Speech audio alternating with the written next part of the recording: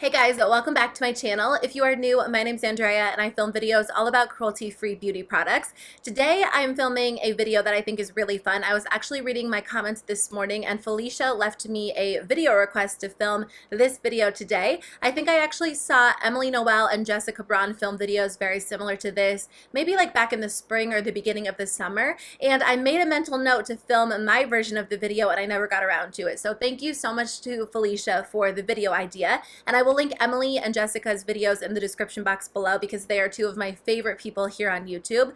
But today I'm talking about all of the makeup, well, not all of the makeup, 10 of the makeup products that I would purchase first if I lost all of my makeup. I kept it pretty affordable because honestly, if I lost all of my makeup and I was buying a bunch of products at once, I probably would go with some drugstore options, but I also have a few high-end options as well. I think everything together is probably around $100, which I feel like isn't too bad. It would not be fun to replace all of my makeup, but let me know in the comments below which products you would grab first if you had to start all over, because I would love to hear your answers as well. And let's jump into it. I don't think face primer would make it onto my list just because, I mean, I do use face primer pretty much every single time I do my makeup, but at the same time, I feel like skincare products can kind of double as face primers, especially like serums or moisturizers. So I would actually completely skip primer, and I'd actually skip foundation as well. I do like a good full coverage foundation, don't get me wrong, but honestly my favorite foundation for like the past 2 months has actually been a concealer. I've mainly been wearing the ColourPop No Filter Concealer as foundation, so I'd actually just purchase this product because it's kind of like a 2-in-1. I use it as a foundation, but I also use it as a concealer. So I do mix these two together, and it does come in handy because while I mix them for my foundation, I feel like Light 14 is like the perfect under eye concealer shade for me if I want a brightening concealer. My skin's oily pretty much all year round, so I definitely could not skip the powder. I would choose the Essence All About Matte Fixing Compact Powder just because it is translucent and it's also very affordable and very mattifying. There are high-end powder foundations that I enjoy, but I don't think I'd want to spend the money right away. I feel like I would just need a good affordable staple in my collection, and this one works so well just to set my foundation into place and keep my skin matte all day long. I would definitely grab a bronzer, and I chose the Physicians Formula Butter Bronzer. I feel like I would just have easy access to this product. I could stop in any drugstore, and it's definitely one of my favorite products of all time. It will last forever, and it is expensive for a drugstore bronzer. I think it's like $15 or something crazy at some of the drugstores or even at Ulta, but it will last forever. It took me an entire year to use up one of these bronzers, and it was like the only bronzer that I used all year round. So it is nice that it does last a very long time. So I actually chose the Wet n Wild Color Icon Baked Blush in the shade Don't Flutter Yourself.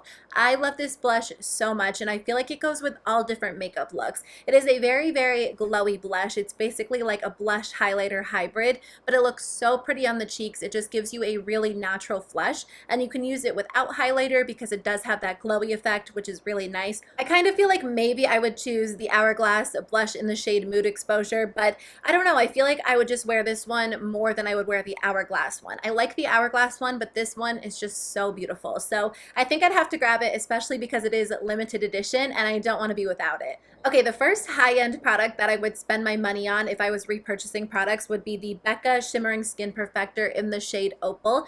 This is my favorite highlighter of all time. It is so beautiful, and I find myself reaching for it pretty much every single day. I do have other highlighters that I like in my collection, but it's just like my staple go-to shade. It's beautiful, it's blendable, it's smooth, and it looks so pretty on the cheeks, and I feel like the color just goes with every single makeup look that I'm wearing. So this is the one that I would have to have in my collection. As much as I wear this product, I feel like it will last forever, so I would totally go with the mini version just to save a little bit of money, but I have to have this in my collection. It's my absolute favorite. I had such a hard time deciding which eyeshadow palette I would grab, and at first I was like, I could just use a bronzer and a highlighter, but I really think I'd have to purchase an eyeshadow palette. I love doing my eyeshadow, and I think it's so much fun, and ideally I would love to go onto like the ColourPop website and add a bunch of singles to my cart and make my own palette if I was completely starting over. That way I could create like an essential palette and just choose the colors that I really knew I would wear pretty often,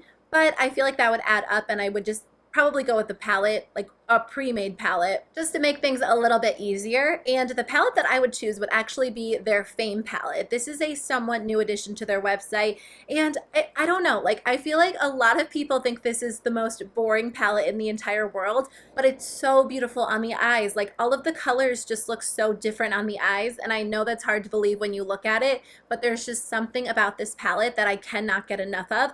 I wear it all the time. It's my staple everyday go-to palette. This would be a good palette to start with because I have my like staple everyday neutrals, but I also have some more dark dramatic shades if I want to do something a little bit more intense and smoky, and there's like a liner shade in there, a highlight shade, transition colors. There's just like everything I need in one palette. So I would skip eyeliner. As much as I love like a good winged liner look, I don't wear that very often anymore. I usually wear if I'm wearing pretty dramatic eyeshadow, but usually I wear something very similar to what I'm wearing today, and I just line my eyes with an eyeshadow. So I would use an eyeshadow in the palette, but I definitely could not go without mascara, and my staple mascara is the Essence Lash Princess Volume Mascara. I think that this is such a good everyday mascara. It works well for the bottom lashes, for the top lashes. You can build it up and make it look more dramatic, or you can apply a light layer for like an everyday natural eye look if you don't like to go too heavy with your mascara. And it's affordable. I love this mascara more than really any of my high-end mascaras. It's my go-to, and I never want to be without it. So I would definitely purchase this first. So I chose two different brow products. The first one is the NYX Micro Brow Pencil in the shade Brunette. This is my go-to eyebrow pencil. I used Ash Brown today in combination with one of the ColourPop pencils, and I feel like this one actually matches better. The Brunette shade's a little bit red toned, so I don't know if this is like my staple color, but I would definitely grab one of these pencils to fill in my brows. And then I would also grab the Essence Make Me Brow Eyebrow Gel Mascara because I always use it to set my brows in place. When I'm really lazy and I don't want to do my makeup, or I just want very simple makeup, I actually skip the brow pencil and just wear this gel because it does have very small fibers in it, so it makes your brows look a little bit more voluminous, and it does define them a little bit while locking them into place. But I mean, I still feel like I'd have to have both products in my collection because they are definitely staples, and I'd probably run out and buy these first. And then finishing up, the other high-end product that I would grab, and this surprised me as well, is the Urban Decay Hi-Fi Shine Gloss in the shade Back Talk. I always say that I don't want to spend the money on high-end lip products, but there are some in my collection that I actually consider staples. And the nice part is that a lot of lip products do last for a while, so it's not like you have to go out and repurchase them all the time.